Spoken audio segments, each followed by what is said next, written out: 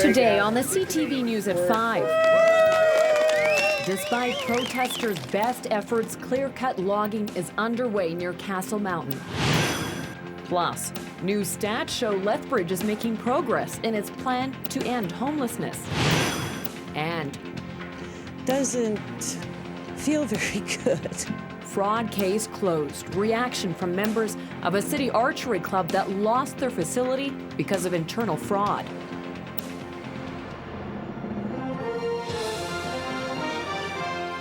CTV News with Jackie Scantlebury. Good afternoon. Logging equipment is sitting idle at this moment at the site of the future logging in the Castle Mountain Special Area. Protesters have spent the last couple of weeks trying to get the government to stop Spray Lake sawmills from moving in. And today they took their fight from the forest to the city. Terry Boat reports. For now, the logging equipment is parked. Local demonstrators remain on site, refusing to heed warnings and notices posted by Alberta Sustainable Resource Development. They asked us to move out of the way, and we asked them to change their minds, more or less. The forestry officer came up and read us the riot act, advised us we'd be trespassing, asked if we would move to the side. And when we said we didn't intend to, I guess it really amounted to us calling their bluff, and they just turned the equipment off, turned it around, and eventually went away. This is the 12th hour for the Castle Forest. We will never have another good place like this in our lifetimes. So a lot of dedicated people have really made an effort this time to make sure this logging project does not start. As the protesters marked their 13th day on site, local business owners took their message to Lethbridge, holding a news conference at the same hotel where Alberta cabinet ministers were meeting with business and community leaders. 90% of our business caters to the tourism industry. Take away the trees, take away our livelihood. Well, the way they log is very messy. It's all about profit. No local businesses will profit from the destroying of this forest. Certainly no plants, animals, or waterways will be improved or protected. I know that tourism is critically important in the province, and we want to manage and maintain that. Advanced Education Minister Greg Weddick isn't making any commitments about an effort to stop logging in the area, but he says the government is working with landowners and stakeholders. He says long-term planning is the key to protecting resources, the watershed, forests, as well as jobs in southwestern Alberta. Terry Vogt, CTV News, Lethbridge. We caught up with Premier Alison Redford today and asked what she thinks about the clear-cut logging in the Castle Mountain Special Area. Here's what she had to say. It is an issue where we have to balance environment and economic development. The Castle area is under a forest management agreement. It's a strong forest management agreement. 2/3 of that area is protected area and no forestry activity takes place. The other third, there is forestry activity, and there's a percentage of that area, I think it's 6 or 7% that's logged annually. We're going to continue with that agreement. We believe that it's a sound agreement. New numbers show homelessness in Lethbridge has dropped 34% since 2010. The Social Housing in Action Committee released the results today. In 2009, the group launched a project that would see an end to homelessness in 5 years. This is the third year of that plan. The committee has a number of programs in place to help get and keep people off the streets. Their only concern is keeping the momentum going. There are some folks out there that have more difficult problems that we need to tackle, and we've been able to deal with that up to this point in time. But our fear is that folks will begin to think that we don't need to put a lot of, continue to put the kind of money that's been put into it in the future. And the city and county of Lethbridge are exploring the possibility of a joint ownership agreement for the Lethbridge County Airport.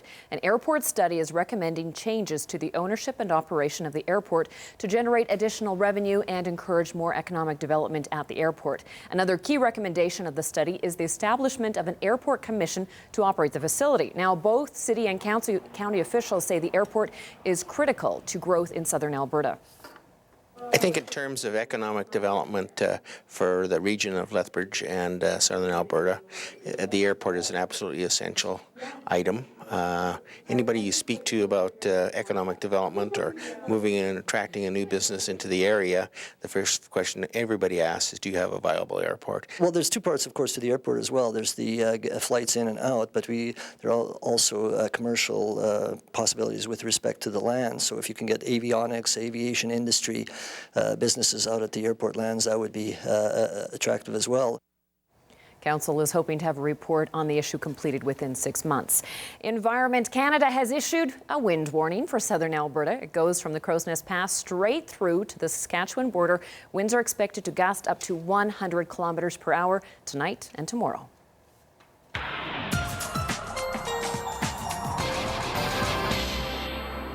Well, Dory, some parts of the country are dealing with some pretty severe winter weather right now.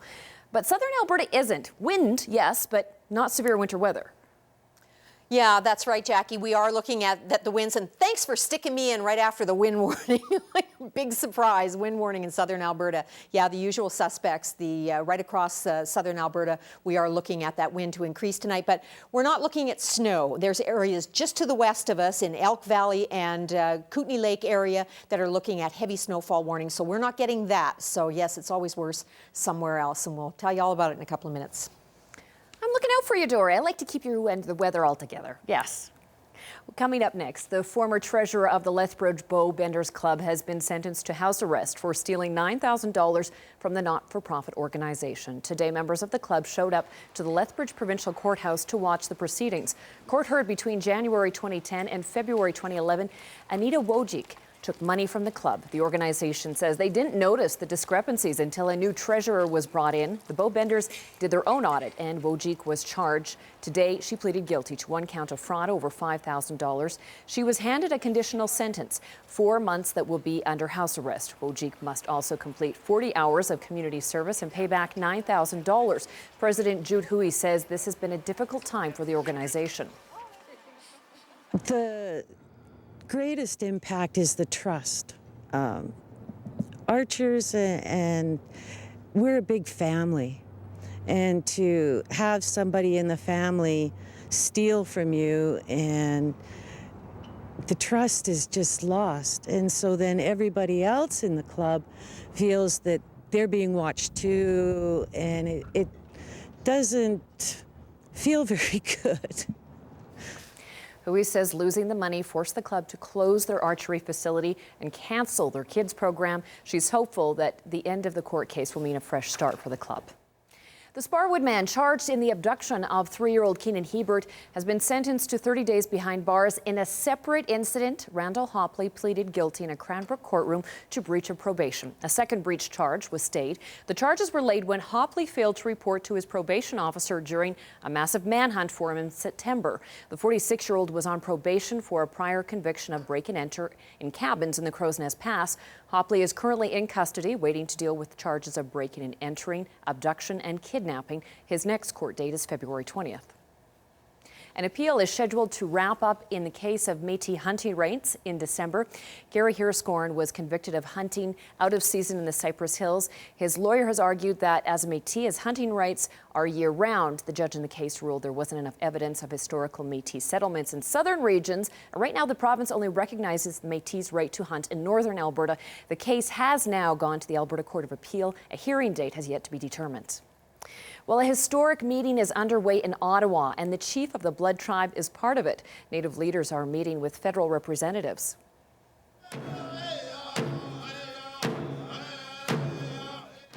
First Nations leaders hope the summit can produce a two-track approach to deliver both short-term fixes for immediate crisis and progress towards a fundamentally different long-term relationship. But some chiefs are worried that little will be accomplished. The Prime Minister spoke briefly, saying aggressive action is needed to improve living conditions on First Nations. Blood Tribe Chief Charles Weaselhead is in Ottawa attending the summit. Alberta Finance Minister Ron Lethbridge says the Wild Rose Party is using desperation tactics in new radio ads, raising concerns about the possibility of a sales tax in the upcoming budget. Premier Alison Redford and other cabinet ministers are touring the province this week, meeting with business groups, community organizations, and elected officials. Following a meeting with the Lethbridge Chamber of Commerce, Lethbridge was asked to comment on the Wild Rose attack ads. I think when opposition parties have to revert to lies, it shows desperation. And I think that I would put that in that category. I haven't heard the particular the ad that you refer to, but I would put it under the desperation category based on lies. And Albertans are not foolish enough to believe those lies. Well, the Canadian beef business is looking overseas as it continues to adjust to the weight of a strong dollar, soaring production costs and sagging profit margins cutting into the industry's finances. One ballooning export market is Russia, where the country's growing middle class is looking for new proteins to pile on their plates. And a southern Alberta rancher is among those trying to help. We get more in this week's edition of Farm.tv. In early 2011, Pincher Creek rancher Quentin Stevick had the opportunity to fly to Russia to work with some Canadian Angus cattle that had been sold to the Russian company Agrifirma. In October 2011, Quentin had another opportunity to travel to Russia, but this time he went with the cattle by sea. It's amazing how big shipping is. Like, you know, I grew up in North Dakota and I lived in Alberta, so it's a long ways from water. You know, I've seen pictures of ships, but I really hadn't been on other than a cruise before, what it was like, and it's a big, big deal. What kind of ship was it? These ships are specifically designed and built for hauling livestock, specifically cattle. And everything about the ship is designed for one purpose, to transport animals, generally cattle, from point A to point B. And of course, they're a perishable product, and you have to feed them, and you have to water them, and you have to doctor them, and there's no facilities on this ship. So you've got to make do. And once you get out on the ocean, there is no pulling over to the local vet store and getting something you forgot. Quentin is going back to Russia in February 2012 to again help the Russians work with the Canadian cattle. But this time, he's flying over. I know one thing, I would not be a sailor. Farm TV is brought to you by DA Building Systems. And discussions about the EU debt crisis is causing uncertainty in the markets today. A lot of down arrows to show you.